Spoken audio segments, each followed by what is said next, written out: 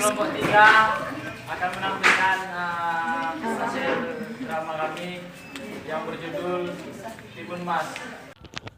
Halo guys, kali ini aku ingin berbagi cerita tentang legenda Timun Mas. Nah, di dalam drama ini, Mbak Sirni adalah seorang janda yang menginginkan seorang anak supaya dapat membantunya bekerja. Suatu hari, ia didatangi raksasa yang akan memberinya anak. Syaratnya, saat anak tersebut berumur 17 tahun, harus diserahkan kembali padanya untuk disantap. Mbak Sirni setuju. Raksasa memberi biji mentimun agar ditanam dan dirawat.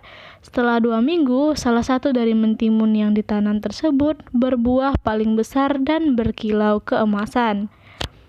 Lalu Mbak Sirni membelah ketimun tersebut dengan hati-hati tanpa diduga isi mentimun itu adalah seorang bayi cantik yang diberi nama Timun Mas. Waktu pun berlalu, Timun Mas tumbuh menjadi gadis nan jelita. Ia senang bermain bersama temannya.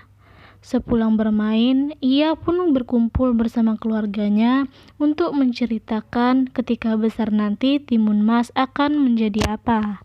Suatu hari raksasa merasa kelaparan.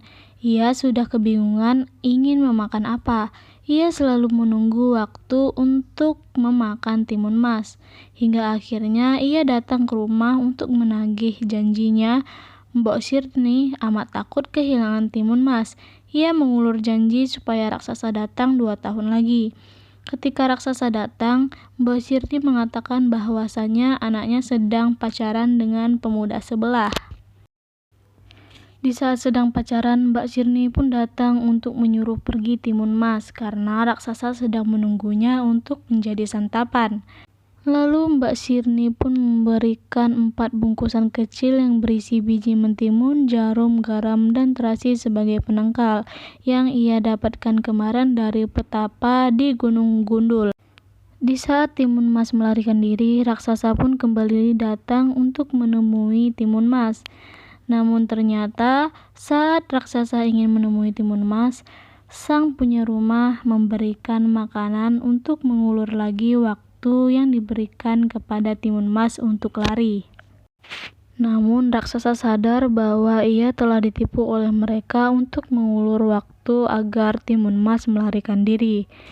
Di saat itulah raksasa lalu mengejar Timun Mas dengan sigap. Namun Timun Mas perlahan melemparkan 4 buah bungkusan kecil itu satu persatu. Akhirnya raksasa pun mati karena telah dilempar oleh keempat isian bungkusan yang diberikan oleh ibunya tadi. Timun Mas pun mengucap rasa syukur dan dia bisa hidup bahagia dengan Mbok Sirni dan ayahnya. Pesan dari legenda Timun Mas yaitu setiap masalah ada jalan keluarnya, asalkan kita mau berusaha dan berdoa saat menghadapinya, sebab Tuhan adalah penentu segalanya. Cukup sekian cerita dan drama singkat dari Timun Mas Modern.